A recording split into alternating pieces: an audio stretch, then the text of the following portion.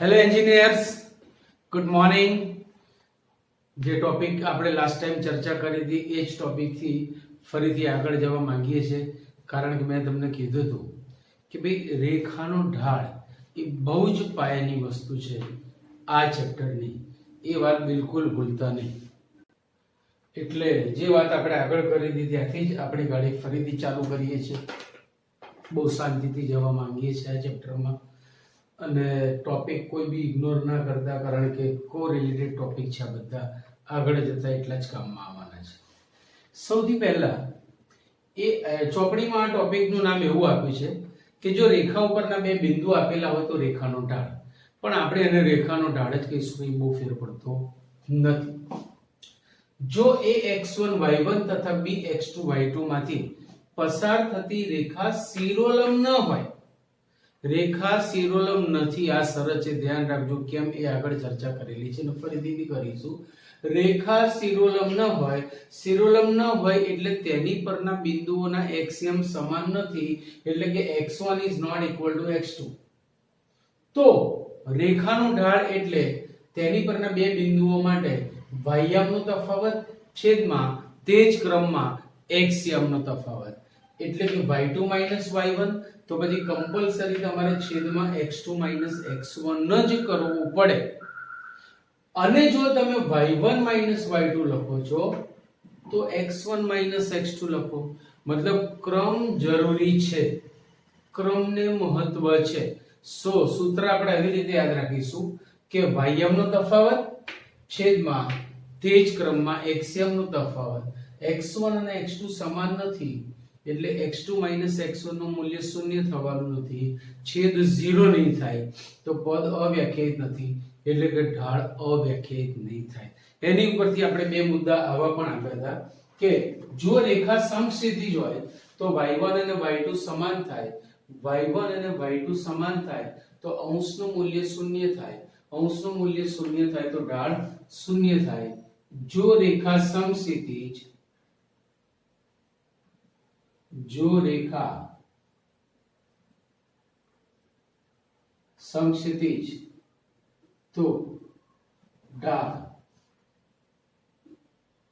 શૂન્ય થાય. અને બીજો મુદ્દો આપણે આવો કીધો હતો કે જો રેખા શિરોલંબ તો x1 અને x2 સમાન થાય, એટલે કે છેદ 0 થાય, અને છેદ 0 થાય તો ઢાળ ન મળે. જો રેખા શિરોલંબ તો ઢાળ ન મળે. આ વસ્તુ આપણે આગળના લેક્ચરમાં લીધી હતી. ઢાળ કુલ 3 રીતે આપણે જોવાના છીએ. એમાંની આ પહેલી રીત જોઈ, હજી અન્ય બે રીત બાકી છે. એમાંની બીજી રીત આપણે આજે જ ચાલુ કરવા જઈએ છીએ. ઢાળની બીજી રીત. ઢાળની પહેલાનો એક ટોપિક છે જેનો આપણે એ સૂત્રમાં ઉપયોગ કરવાનો છે કે રેખાનો x અક્ષની ધન દિશા સાથેનો ખૂણો. હવે રેખાનો x અક્ષની ધન દિશા સાથેના ખૂણાની વાત કરીએ તો ધારો કે આ રેખા x અક્ષને એ બિંદુમાં છેદે છે તથા x અક્ષની ઉપરના અર્ધતલમાં રેખા પરનું બિંદુ P છે. રેખા x અક્ષને એ બિંદુમાં છેદે છે તથા રેખા પર x અક્ષની ઉપરના અર્ધતલમાં કોઈ બિંદુ P છે. જો માપ ખૂણો P એ x થીટા હોય તો આ થીટા રેખાનું x અક્ષની ધન દિશા સાથેનો ખૂણો થશે. તો એને આપણે આ રીતે દર્શાવી શકીએ. જો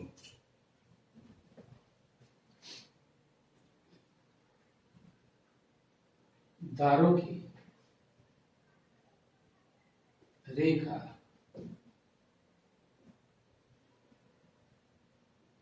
x અક્ષને એ બિંદુમાં છેદે છે. જો P એ x અક્ષની ઉપરના અર્ધતલમાં રેખા પરનું બિંદુ હોય,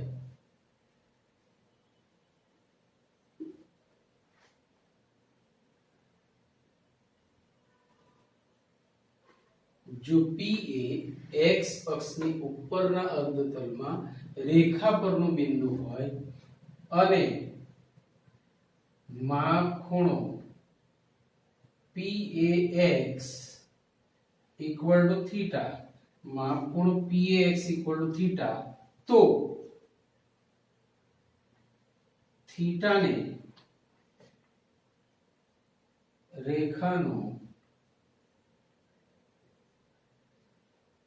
x અક્ષની ધન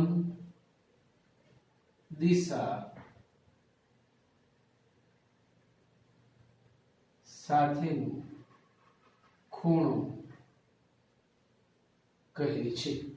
રેખાને x અક્ષની ધન દિશા સાથેનો ખૂણો કહે છે. હવે અહીંયાથી બીજી એક વસ્તુ કે x અક્ષની ધન દિશા સાથેના ખૂણાની વાત કરીએ તો જો આપણી રેખા આમ પણ હોઈ શકે. આ સંજોગોમાં આ જે x અક્ષની ધન દિશા સાથેનો ખૂણો છે એ લઘુકોણ બનશે. ધારો કે આપણી રેખા શિરોલંબ છે તો આ સંજોગોમાં x અક્ષની ધન દિશા સાથેનો ખૂણો કાટખૂણો બનશે. ધારો કે રેખા આ પરિસ્થિતિમાં છે તો તેનો x અક્ષની ધન દિશા સાથેનો ખૂણો ગુરુકોણ બનશે. આમ ખૂણો લઘુકોણ, ગુરુકોણ કે કાટકોણ હોઈ શકે, એના સિવાયનો ખૂણો નહીં હોય. તમે x અક્ષની ધન દિશામાં જાઓ છો એટલે x અક્ષની ધન દિશા સાથેનો ખૂણો કહેવાય. તો અહીંયા જે ખૂણો બનશે તેને રેખાનો x અક્ષની ઋણ દિશા સાથેનો ખૂણો કહી શકાય. પણ આપણને એની જરૂર પડવાની નથી, યાદ રાખજો.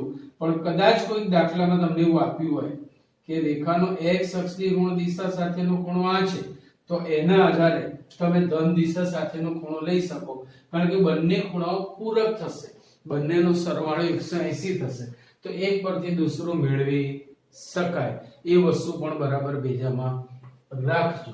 સો અહીંયાથી બીજી એક વસ્તુ તમને ખાસ કહેવાની કે આ થીટાનું મૂલ્ય 0 કરતા મોટું અને 180 કરતા છોટું હોઈ શકે. તો આ એક શરત તરીકે તમે યાદ રાખજો, કારણ કે આ વસ્તુનો પણ આપણે ઉપયોગ કરવાના છીએ. જ્યાં 0 less than theta less than pi, એટલે કે જે ખૂણો છે એ લઘુકોણ પણ હોઈ શકે અને ગુરુકોણ પણ હોઈ શકે અને કાટખૂણો પણ હોઈ શકે. તો આપણે બીજા મુદ્દા ઉપર જઈએ છીએ, રેખાના ઢાળના. ચલો રેખાના ઢાળની બીજી રીત. પહેલી રીત મેં આપી દીધી કે જો એની ઉપરના બે બિંદુના એમ આપેલા હોય તો રેખા અને તે રેખા શિરોલંબ ના હોય તો તેમના વાય્યમનો તફાવત છેદમાં તે જ ક્રમમાં એક્સિયમનો તફાવત એટલે રેખાનું ઢાળ. હવે માની લો કે તમને બે બિંદુના એમ નથી આપેલા તો આપણને બીજું કંઈક આપ્યું છે, રેખાનો x અક્ષની ધન દિશા સાથેનો ખૂણો. તો શું? અચ્છા, બીજી વસ્તુ આપણે અહીંયા એ પણ જોયું કે જો રેખા સમક્ષિતિજ હોય તો ઢાળ 0 અને જો રેખા શિરોલંબ હોય તો ઢાળ અવ્યાખ્યાયિત થાય અથવા ન મળે.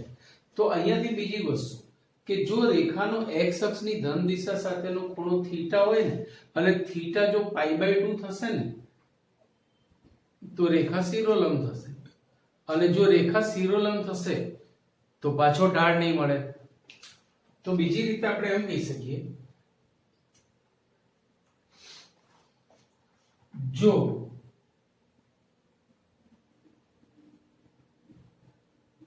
રેખાનો x અક્ષની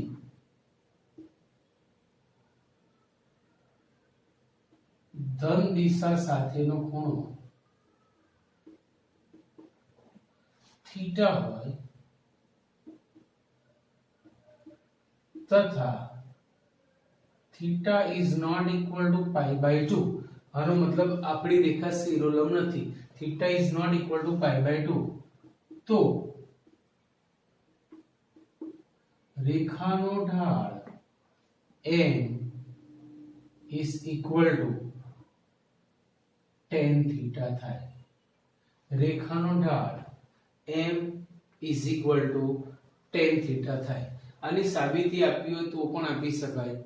ઈઝી છે, સમજાવવાનો ટ્રાય કરું છું એકવાર, જો સમજ પડે તો જોઈ લો. ધારો કે આ આપણી રેખા છે, આ થીટા છે, આ રેખા પરનું બિંદુ આ છે ax1 y1, આ છે બીજું બિંદુ bx2 y2. અહીંયાથી x અક્ષ પર લંબ લઈશ તો લંબપાદના યામ x2 0 મળશે. અહીંયાથી અને અહીંયાથી y અક્ષ પર આમ લંબ લઈશું તો આ લંબપાદના યામ 0 y1 મળશે. અને આ જે બિંદુ છે તેનો એક્સિયમ x2 થશે અને બાહ્યમ y1 થશે. સો x2 y1. જો આ ખૂણો થીટા હોય તો આ પણ થીટા થશે. રેખાના એક જ બાજુના અનુકોણો એકરૂપ હોય એ પ્રમાણે. સો એ પણ થીટા થશે. હવે આને જો હું C બિંદુ કહું તો B થી C નું અંતર કેટલું થશે ખબર છે? B થી C નું અંતર થશે, એક્સિયમ સમાન છે એટલે y2 y1. મેં મોટામાંથી છોટું બાદ કર્યું. A થી C નું અંતર કેટલું થશે તો કે બાહ્યમ અચળ છે એટલે એક્સિયમ નો તફાવત જ એનું અંતર થઈ જશે. સો x2 x1. હવે આ કાટકોણ ત્રિકોણમાં આ કાટખૂણો છે તો tan થીટા બરાબર જે આપણું જૂનું જાણીતું અને લોગ લાડેલું સૂત્ર લગાડીએ તો tan એટલે સામેની છેદમાં પાસેની.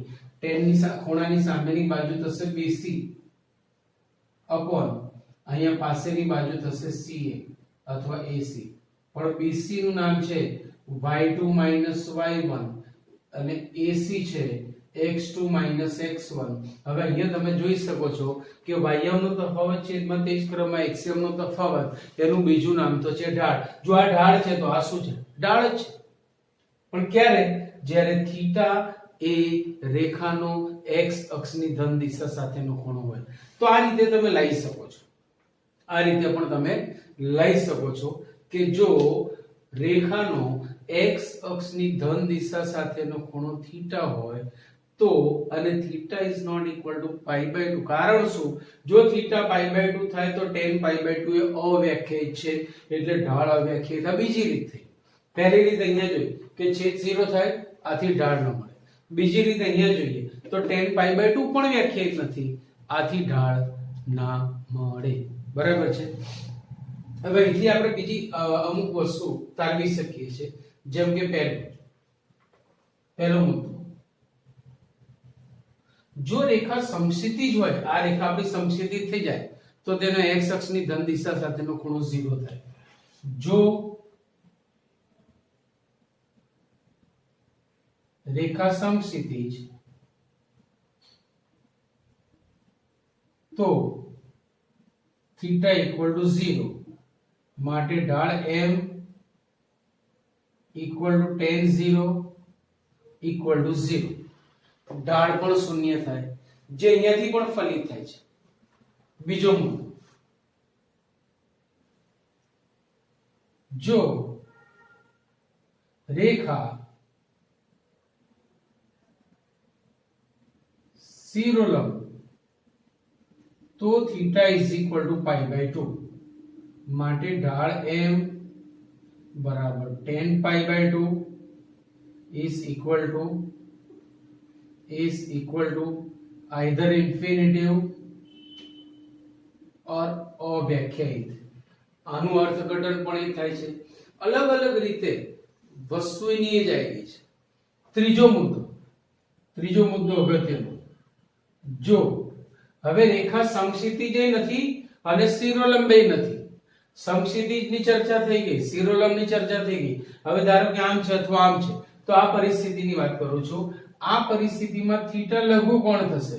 જો 0 less than theta less than π/2.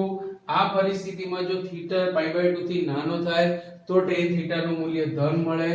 તો ઢાળ m equal to tan theta will be greater than 0. આ સંજોગોમાં આપણને ઢાળ ધન મળશે.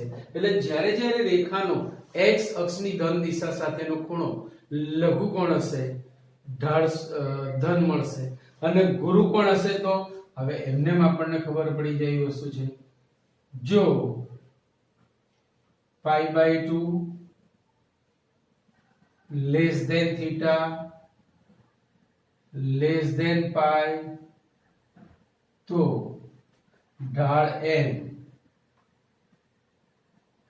equal to tan theta which will be less than 0. તો આટલી વસ્તુ આપણે જોઈ કે જો રેખા સમક્ષિતિજ હોય તો ઢાળ શૂન્ય, જો રેખા શિરોલંબ હોય તો ઢાળ અવ્યાખ્યાયિત, જો રેખાનો x અક્ષની ધન દિશા સાથેનો ખૂણો લઘુકોણ હોય તો ઢાળ ધન, જો રેખાનો x અક્ષની ધન દિશા સાથેનો ખૂણો ગુરુકોણ હોય તો ઢાળ ઋણ થાય. આમ આ ઢાળની બીજી રીત થઈ. પહેલી રીત બે બિંદુઓ હોય તો બાહ્યાંકનો તફાવત છેદમાં તે જ ક્રમમાં HCM નો તફાવત. બીજી રીત બે બિંદુને એમ ધારો કે નથી આપ્યા પણ x અક્ષની ધન દિશા સાથેનો ખૂણો આપ્યો છે તો તે ખૂણાના tan વિધેયનું મૂલ્ય એટલે ઢાળ. પછી ઢાળ ધન પણ હોઈ શકે, ઋણ પણ હોઈ શકે, શૂન્ય પણ હોઈ શકે, અવ્યાખ્યાયિત પણ હોઈ શકે. એ તમને એના પરથી જ ખબર પડી જશે. તો ઢાળની હજી આ બે રીત થઈ, હજી એક રીત બાકી છે, એ જમ્પ કરીને થોડુંક આગળ જોઈશું આપણે. વચ્ચે બીજા કેટલાક ટોપિક આવે છે તો પ્લીઝ આટલું લખી લો એટલે આગળ જઈએ. બે રેખાઓ સમાંતર હોવાની શરત મેળવવા જવું છે. જો બે રેખાઓ સમક્ષિતિજ હોય તો તે સમાંતર હોય જ. જો બે રેખાઓ શિરોલંબ હોય તો પણ સમાંતર હોય. સમક્ષિતિજ હોય તો સમાંતર હોય, શિરોલંબ હોય તો સમાંતર હોય. હવે ધારો કે રેખાઓ સમક્ષિતિજ કે શિરોલંબ નથી તો આ સંજોગોમાં આપણે કેવી રીતે કહી શકીએ કે તેઓ સમાંતર રેખાઓ છે? આ સંજોગોમાં આપણે કેવી રીતે કહી શકીએ કે આ રેખાઓ સમાંતર છે? બરાબર છે. તો અહીંયાથી ધ્યાનમાં રાખીએ, ધારો કે L1 અને L2 ના x અક્ષની ધન દિશા સાથેના ખૂણા અનુક્રમે θ1 અને θ2 છે. ધારો કે રેખાઓ L1 અને L2 ના x અક્ષની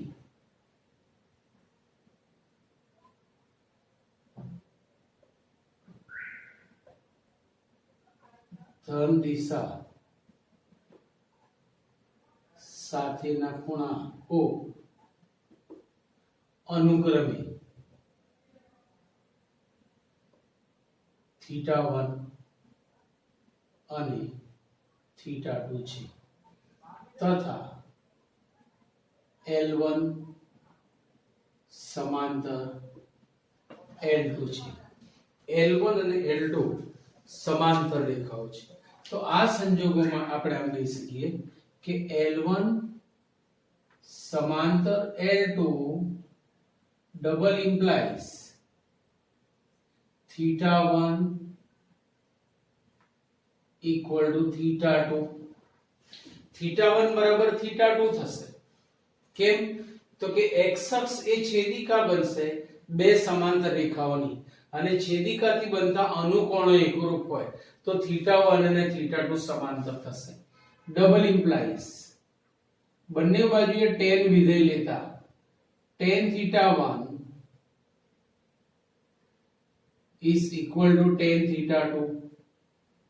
પણ હમણાં જ આપણે સાબિત કર્યું કે ધારો કે આનો ઢાળ m1 છે, આનો ઢાળ m1 છે, આનો ઢાળ m2 છે, તો રેખાના x અક્ષની ધન દિશા સાથેના ખૂણાના tan વિધેયનું મૂલ્ય એટલે ઢાળ. જો આપણી પાસે રેખાનો x અક્ષની ધન દિશા સાથેનો ખૂણો હોય તો હમણાં જ આગળની થિયરી લીધી કે તેના tan વિધેયનું મૂલ્ય એટલે તેનો ઢાળ થાય. So double implies m1 is equal to m2. મતલબ જો રેખાઓ સમાંતર હોય તો અને તો જ તેમના ઢાળ સમાન થાય. ડબલ ઇમ્પ્લાઇઝ છે એનો મતલબ એવો થયો કે ઢાળ સમાન તો રેખાઓ સમાંતર, રેખાઓ સમાંતર તો ઢાળ સમાન થાય. ઢાળ સમાન તો રેખાઓ સમાંતર અથવા રેખાઓ સમાંતર ઢાળ સમાન તો રેખાઓ સમાંતર અથવા રેખાઓ સમાંતર તો ઢાળ સમાન થાય. બિલકુલ આમાં કઈ નવું છે નહીં, સમજી શકાય એવી વસ્તુ છે. પણ એક એક વસ્તુ યાદ રાખજો દોસ્તો, આ બધી જ વસ્તુ ભેગી થઈને જ્યારે એટેક કરશે ને ત્યારે બહુ મોટો હુમલો થશે. રાઈટ? સો નાની નાની વસ્તુઓ છે, દાખલામાં ઉપયોગી છે. સો બિલકુલ આને ઇગ્નોર કરતા નહીં. ઢાળની વ્યાખ્યા જોઈ, ઢાળની બે રીતે વ્યાખ્યા જોઈ, એના પછી બે રેખાઓ સમાંતર હોવાની શરત. એના પછીનો બીજો ટોપિક બે રેખાઓ લંબ હોવાની શરત. મેં બે કેસ જુદા જુદા લીધા છે. L1 અને L2 બે રેખાઓ છે, બંને પરસ્પર લંબ છે. તફાવત શું છે? તો અહીંયા જે રેખા L1 છે ને, આ એનો x અક્ષની ધન દિશા સાથેનો ખૂણો લઘુકોણ છે અને L2 નો x અક્ષની ધન દિશા સાથેનો ખૂણો ગુરુકોણ છે. અહીંયા ઊંધો છે કે L2 નો ખૂણો લઘુકોણ અને L1 નો ખૂણો ગુરુકોણ છે. આટલી વસ્તુ તમે એમને સમજી શકો એમ છો કે અહીંયા L1 નો ખૂણો લઘુકોણ, L2 નો ખૂણો ગુરુકોણ છે, જ્યારે અહીંયા L1 નો ખૂણો ગુરુકોણ અને L2 નો ખૂણો લઘુકોણ છે. એમ ઇન્ટરચેન્જ કરેલી આકૃતિઓ છે. બંને કેસમાં બંને રેખાઓ પરસ્પર લંબ છે. હવે આપણને એ પણ ખબર છે કે જો અક્ષની ધન દિશા સાથેનો ખૂણો હોય તો તેના tan વિધેયનું મૂલ્ય એટલે ઢાળ થાય. તો L1 નો ઢાળ m1, L2 નો ઢાળ tan θ2 m2, L1 નો ઢાળ tan θ1 એટલે કે m1 અને L2 નો ઢાળ tan θ2 એટલે કે m2 થશે. હવે મારે બે રેખાઓ લંબ હોવાની શરત લાવવી છે. તો કેવી રીતે આપણે લાવી શકીએ? તો એક વધારાની વસ્તુ એ સમજાવું છું, થોડું ગૂંચળા જેવું લાગશે પણ 2-4 મિનિટ શાંતિથી આપશો તો આખી વસ્તુ સમજ પડી જાય એવી છે. જોતા રહેજો. આ ખૂણો છે 90 અંશનો, આ છે θ1. જો આ θ2 હોય તો આ પૂરક કોણ થાય એટલે એ થશે પાઈ માઈનસ θ2 એટલે કે 180 માઈનસ θ2. એવી જ રીતે આ θ2 છે, આ 90 છે, આ ખૂણો θ1 છે તો આ ખૂણો થશે 180 માઈનસ θ1 એટલે પાઈ માઈનસ θ1. બીજી વસ્તુ, ત્રિકોણના ત્રણ ખૂણાઓનો સરવાળો 180 થાય. તો જો હું આ ત્રણનો સરવાળો કરું તો પહેલું લઉં છું પાઈ, પાઈ/2, પાઈ/2 એટલે 90 અંશ, પછી plus θ1 plus pi minus θ2, pi minus θ2 equal to ત્રણ ખૂણાઓનો સરવાળો પાઈ થાય. બે બાજુથી પાઈ પાઈ ટર્નિંગ થયા. આ પાઈ/2 ને સામે લઈ જાઓ તો સોરી θ1 અને θ2 ને સામે લઈ જાઓ તો આવું થશે θ2 માઈનસ θ1 ઇઝી, અથવા એકલું θ2 સામે લઈ જાઓ. ચલો θ2 જમણી બાજુમાં ગયું, પછી ઉલટાઈને લખ્યું તો આ થશે પાઈ/2 પ્લસ θ1 અથવા θ2 માઈનસ θ1 ઇઝ પાઈ/2. બંને રીતે તમે સમજી શકો. આ એમની વચ્ચેનો સંબંધ થયો કે θ2 માઈનસ θ1 ઇઝ પાઈ/2. એ એમનો સંબંધ થયો. હવે અહીંયાની વાત કરીએ તો આ 90 છે, પાઈ/2 છે, આ θ2 છે ને આ છે. તો ચલો અહીંયા પણ સાદું રૂપ આપીએ. સો પાઈ/2 વત્તા θ2 વત્તા પાઈ માઈનસ θ1 ઇક્વલ ટુ ત્રણેયનો સરવાળો પાઈ થાય. ત્રિકોણના ત્રણ ખૂણાઓનો સરવાળો 180. આ બંને ગયા તો હવે અહીંયા શું થશે? તો અહીંયા આ θ1 ને સામે લઈ જાઓ, અથવા અહીંથી તમે એમ કહી શકો કે θ2 માઈનસ θ1 ઇઝ પાઈ/2. અને અહીંયા એવું થશે કે આ θ1 ને θ2 ને સામે લઈ જાઓ તો θ1 માઈનસ θ2 ઇઝ પાઈ/2. કેમ? તો કે અહીંયા θ2 મોટો છે તો θ2 માંથી θ1 બાદ કરીએ તો π/2 રહે, જ્યારે અહીંયા θ1 મોટો છે એટલે આ શરત આવી. હવે અહીંથી થોડી ગણતરી કરી અને આપણે હું જે સૂત્ર લખું છું આપણે લઈ શકીએ બે બાજુ tan વિધેય લઈને. તો આ રીતે આપણે આ વસ્તુ લઈ શકીએ છીએ કે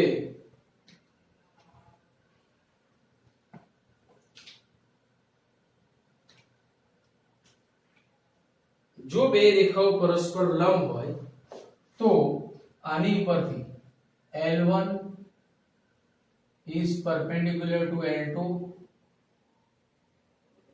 double implies હવે અહીંથી આપણે આવું લખી શકીએ કે θ1 minus θ2 θ1 minus θ2 equal to या तो π/2 થાય या तो -π/2 થાય, એટલે પ્લસ ઓર માઈનસ π/2 હું બંનેને ભેગું લખી શકું અને પછી બંને બાજુએ tan વિધેય તમે લેશો ને તો tan વિધેય લીધા પછી તમને આવું સ્વરૂપ મળશે કે tan θ1 into tan θ2 is equal to -1. tan θ1 into tan θ2 is equal to -1. આની પરથી તમે એક સ્ટેપ બીજું લખી શકો જ્યાંથી સીધો તમને જવાબ મળી જશે. ડબલ ઇમ્પ્લાઇઝ આ બધા સાબિતીના જ પદો છે. θ1 equal to plus or minus π/2 plus θ2 બે બાજુએ tan વિધેય લઈને સાદુરૂપ આપશો એટલે તમારો જવાબ આવો હશે tan θ1 into tan θ2 is equal to -1. પણ tan θ1 એટલે રેખાનો ઢાળ થયો m1 L1 નો ઢાળ થશે કારણ કે થીટા એ x અક્ષની ધન દિશા સાથેનો ખૂણો છે, θ2 પણ x અક્ષની ધન દિશા સાથેનો ખૂણો છે, તો tan θ2 એ બીજી રેખાનો ઢાળ થશે. સો ડબલ ઇમ્પ્લાઇઝ હું ડાયરેક્ટ લખી શકું double implies m1 into m2 is equal to -1. m1 into m2 is equal to -1. એટલે જો અહીંથી શું કહી શકીએ કે બે રેખાઓ સમાંતર હોય તો તેમના ઢાળ સમાન થાય. જો બે રેખાઓ પરસ્પર લંબ હોય તો બંનેના ઢાળનો ગુણાકાર -1 થાય. બંનેના ઢાળનો ગુણાકાર ક્યારે -1 થાય તો કે જ્યારે બંનેના ઢાળ વિરોધી અને વ્યસ્ત હોય. એક રેખાનો ઢાળ 3/2 હોય, બીજી રેખાનો ઢાળ -2/3 હોય તો ગુણાકાર -1 થાય. એટલે તમે અહીંથી એવું બી કહી શકો કે જો બે રેખાઓ પરસ્પર લંબ હોય તો તેમના ઢાળ વિરોધી અને વ્યસ્ત હોય અને તેમનો ગુણાકાર -1 થાય. આ બે શરત બરાબર યાદ રાખજો. રેખાઓ સમાંતર તો તેમના ઢાળ સમાન થાય, જો રેખાઓ પરસ્પર લંબ હોય તો તેમના ઢાળનો ગુણાકાર -1 થાય, એટલે કે બંનેના ઢાળ વિરોધી અને વ્યસ્ત થાય. એના પછીની એક થિયરી બે રેખાઓનો છેદકોણ, નવી થિયરી. ભાઈ બે રેખાઓ છેદે તો એમના છેદવાથી જે ખૂણો બને છે આપણે શોધવા માંગીએ છીએ. પણ છેદવાથી તો છે 1 2 3 4 ખૂણાઓ બને છે, જે પૈકી બે એકબીજાના શું થશે પરસ્પર વિરોધી ખૂણાઓ થશે અને તેઓ સમાન થશે સામેની બાજુના ખૂણાઓ. બરાબર છે. તો આપણે કયો ખૂણો શોધીશું તો સૌથી પહેલું વિધાન આપણું એ જ રહેશે કે જો બે રેખાઓ છેદે તો તેમના છેદવાથી જે ચાર ખૂણાઓ બને એ ચાર ખૂણાઓ પૈકી એકરૂપ લઘુકોણો એ રેખાઓ વચ્ચેનો ખૂણો કહેવાય. અને આપણે હંમેશા એ શોધીશું લઘુકોણનું માપ શોધશો એટલે ગુરુકોણનું માપ ઓટોમેટિક મળી જશે. તો આ પહેલી જ પૂર્વધારણા છે, સ્વીકૃત પરિણામ છે કે જો બે રેખાઓ છેદે, આ આવશ્યક શરત છે, જો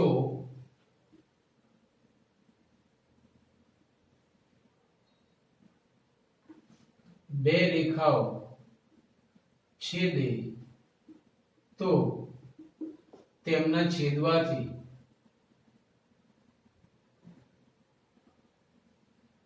બનતા ચાર ખૂણાઓ પૈકી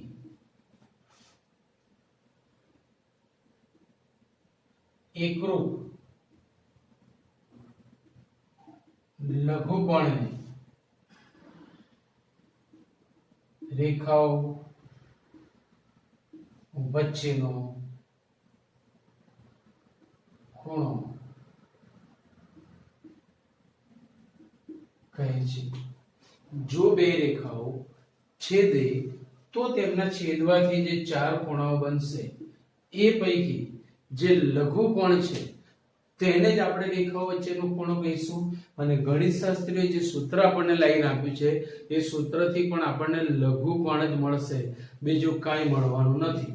તો હવે જો બે ટોટલ 4 કેસ છે, એમાં પહેલા બે કેસ, બંને કેસમાં હું θ1 ગ્રેટર ધેન લેસ ધેન θ2 લઈશ. જેમ કે આ રેખા છે L1 અને આ રેખા છે L2. L1 નો x અક્ષની ધન દિશા સાથેનો ખૂણો θ1 છે અને L2 નો x અક્ષની ધન દિશા સાથેનો ખૂણો θ2 છે. અહીં θ2 એ θ1 કરતા મોટો છે અને આ બે રેખાઓ છેદે છે તો તેમને છેદવાથી બનતો લઘુકોણ આલ્ફા આ છે, બનતો લઘુકોણ આલ્ફા આ છે. હવે આ જ વસ્તુને હું ફરીથી અહીંયા લાવું છું કે suppose it is L1, it is L2. L1 નો x અક્ષની ધન દિશા સાથેનો ખૂણો θ1 છે, L2 નો x અક્ષની ધન દિશા સાથેનો ખૂણો θ2 છે. જે આ કેસમાં હતું એ જ આ કેસમાં છે. So what is the difference? Difference is only that કે અહીંયા છેદકોણ આ હતો, હવે અહીંયા લઘુકોણ આ બને છે, એટલે આને આપણે છેદકોણ કહીશું, આને આપણે છેદકોણ કહીશું. હવે બરાબર સમજો કે જો આ અલ્ફા છે તો આ 180 માઈનસ અલ્ફા એટલે પાઈ માઈનસ અલ્ફા થશે. જો આ θ2 છે તો આ થશે પાઈ માઈનસ θ2, કારણ કે રૈખિક જોડના ખૂણા છે. એવી જ રીતે અહીંયા પણ આ થશે પાઈ માઈનસ θ2. હવે અહીંથી જે શરતો હું મેળવું છું એ શક્ય હોય તો યાદ રાખવાનો પ્રયત્ન કરજો, બાકી આપણા દાખલાઓમાં એને બહુ કન્સિડર કરેલું નથી, પણ છતાં નોલેજ માટે કે ત્રિકોણ હોય તો એના ત્રણ ખૂણાઓનો સરવાળો 180 થાય. તો જો અલ્ફા, અલ્ફા શું છે? છેદકોણ પ્લસ θ1, પહેલી રેખાનો x અક્ષની ધન દિશા સાથેનો ખૂણો, plus pi minus θ2 equal to બધાનો સરવાળો, ત્રણેયનો સરવાળો પાઈ થશે. અહીંથી પાઈ પાઈ ચલી બસશે, θ1 અને θ2 સામે ગયા, so alpha is equal to θ2 plus થશે અને θ1 માઈનસ થશે, θ2 પ્લસ થશે અને θ1 માઈનસ થશે. હવે આ કેસમાં જોઈએ તો આ ત્રણનો સરવાળો બી 180 છે, તો પહેલો ખૂણો લીધો મેં pi minus alpha plus θ1 plus pi minus θ2 is equal to સરવાળો પાઈ છે, બે બાજુએથી એક એક પાઈ ઉડી ગયા. હવે મારે આલ્ફાને સૂત્રનો કરતા બનાવો છે, તો હું આલ્ફાને જમણી બાજુમાં લઈ જાઉં છું, એટલે આપણે આમ લખીશું કે alpha is equal to pi plus θ1 minus θ2. અહીંયા θ2 માઈનસ θ1 હતું, અહીંયા આપણે આમ લખીશું equal to pi minus θ2 minus θ1. તો પણ ચાલે, આમ લખશો તો પણ ખોટું નથી. આ બંને અલ્ફાની કિંમતો છે જેને સાબિતીમાં આપણે ઉપયોગમાં લઈએ છીએ, પણ આપણે તો સીધું જ સૂત્ર લખવાના છીએ, એટલે અહીંયા સાબિત કરવાનું નથી. તો આ બેઉને ભેગું કરીએ ને તો ભેગું બનતું પરિણામ આવું થશે કે tan લીધા પછી, tan વિધેય લીધા પછી આ સૂત્ર આવું બનશે, tan alpha is equal to tan θ2 minus θ1. અને અહીંયા tan અલ્ફા આવું બનશે, tan પાઈ minus θ2 minus θ1 એટલે કે minus tan θ2 minus θ1. આવું સૂત્ર બનશે tan અલ્ફા પરથી. અને એની ઉપરથી આપણને છેદકોણ મળશે. હવે છેદકોણ તો લઘુકોણ છે હંમેશા, અને લઘુકોણ હોય તો એના tan વિધેયનું મૂલ્ય તો ધન જ થાય. તો એ ધન મૂલ્ય લાવવા માટે ગણિતશાસ્ત્રીઓએ આગળ જઈને બંને પરિણામ આવી રીતે લખ્યા કે therefore tan અલ્ફા ભેગા કરીએ તો plus or minus tan θ2 minus θ1 થાય, ઇક્વલ ટુ માનાંકમાં મૂકી દીધું કારણ કે અલ્ફા લઘુકોણ છે તો tan આલ્ફા તો ધન જ થવાનો, આથી કોઈ સંજોગોમાં ઋણ ના મળે એટલે પ્લસ ઓર માઈનસ ને દૂર કરવા એમણે માનક લીધું અને સીધું જ લખી નાખ્યું tan θ2 minus θ1. હવે θ2 minus θ1 લખો કે θ1 minus θ2 કોઈ ફરક પડે નહીં કારણ કે માનાંક છે એટલે ચોપડી જેવું જ સ્વરૂપ બને એટલા માટે મેં આ લીધું. તો તમને tan આલ્ફા minus બીટા નું સૂત્ર તો ખબર જ છે, equal to tan આલ્ફા એટલે કે tan θ1 minus tan θ2 upon 1 plus tan θ1 into tan θ2. આવું એક સૂત્ર બન્યું. પરંતુ tan θ1 શું છે તો કે θ1 એ રેખાનો x અક્ષની ધન દિશા સાથેનો ખૂણો છે. આ બંને કેસમાં આપણે θ2 ને મોટો લીધો છે. આ બંને કેસમાં આપણે θ2 ને મોટો લીધો છે. હવે બીજા બે કેસ મળે જેમાં θ2 નાનું હોય. તો θ1 એ L1 નો x અક્ષની ધન દિશા સાથેનો ખૂણો છે. આથી tan θ1 એટલે L1 નો ઢાળ થાય. θ2 એ L2 નો x અક્ષની ધન દિશા સાથેનો ખૂણો છે. આથી θ2 એ L2 નો ઢાળ થાય. તો આને આપણે આમ લખી શકીએ equal to mod tan θ1 એટલે m1 minus tan θ2 એટલે m2 upon 1 plus m1 into m2. તો બે રેખાઓનો છેદકોણ એ આપણને તે રેખાઓના ઢાળ પરથી આ સૂત્રથી મળી શકે, જેને આપણે ઢાળ સંબંધિત સૂત્ર પણ કહી શકીએ. સો tan alpha is equal to mod m1 minus m2 upon 1 plus m1 m2. આ સૂત્રનો આપણે ઉપયોગ કરી શકીએ જ્યાં અલ્ફા એ બે રેખાઓનો છેદકોણ છે, m1 અને m2 એ રેખાઓના ઢાળ છે. આમ ત્રણ પદો વચ્ચે સંબંધ ધરાવતો આ સૂત્ર છે. ત્રણ પદો વચ્ચે સંબંધ ધરાવતો આ સૂત્ર છે. પહેલીનો ઢાળ, બીજીનો ઢાળ અને તેમનો છેદકોણ. આ ત્રણમાંથી જો કોઈ બેના મૂલ્યો આપ્યો હોય તો ત્રીજાનું મૂલ્ય આ સૂત્રથી આપણે મેળવી શકીએ. જો બંને રેખાના ઢાળ આપ્યા હોય તો ખૂણો મળશે. છેદકોણ અને એક રેખાનો ઢાળ આપ્યો હશે તો બીજી રેખાનો ઢાળ મળશે. છેદકોણ અને બીજી રેખાનો ઢાળ આપ્યો હશે તો પહેલી રેખાનો ઢાળ મળશે. એટલે 10.1 પહેલાની આજે આપણી બધી જ થિયરી અહીંયા પૂરી થઈ જાય છે. આટલા સૂત્રો ખાસ તૈયાર કરીને આવજો જેથી કરીને દાખલામાં તમને મુશ્કેલી ન પડે.